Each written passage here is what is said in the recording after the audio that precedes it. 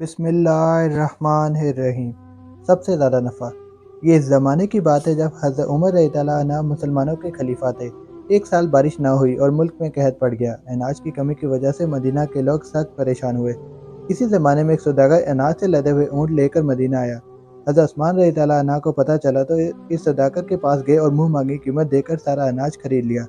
लोगों को तो पहले ही अनाज की ज़रूरत थी। जब इन्हें मालूम हुआ कि सारा अनाज हज़रत उस्मान ने खरीद लिया है तो वो आपके पास आए और अनाज खरीदना चाहा। हज़रत उस्मान रज़ियल्लाहु अन्हु ने जवाब दिया, तुम जो कीमत देना चाहते हो वो मुझे मंजूर नहीं। मैं तो ये अनाज इसके हाथ फरोख्त करूंगा जो मुझे सबसे ज़्यादा नफ़ा देगा। हज़रत उमर भी हज़रत उस्मान के पास गए, लेकिन इन्हें भी आपने यही जवाब दिया। लोगों को हज़रत उस्मान का ये जवाब सुनकर बहुत मायूसी हुई। वो हैरान थे कि हज़रत उस्मान तो फ़कीर और गरीबों के बहुत हमदर्द हैं। वो लोगों को मजबूर और बेबस देखकर अपने अनाज की ज़्यादा से ज़्यादा कीमत क्यों वसूल करना चाहते हैं। जब लोग मायूस होकर चले गए तो हज़रत उस्मान अनाज से लदे हुए ऊँटों को शहर लाए और मनादी करा दी कि जिस शख्स को जितने अनाज की ज़रूरत हो आए और मुफ्त ले जाए। आन की आन में भीड़ लग गई और देखते ही देखते सारा अनाज तकसीम हो गया।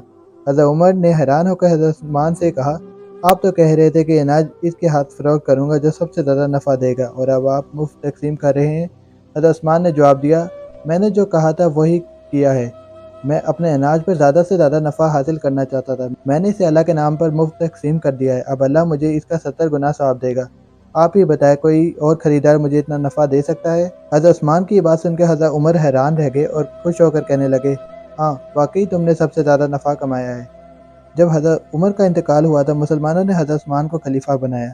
आपने सारी दौलत मुसलमानों की भलाई के कामों में खर्च कर दी।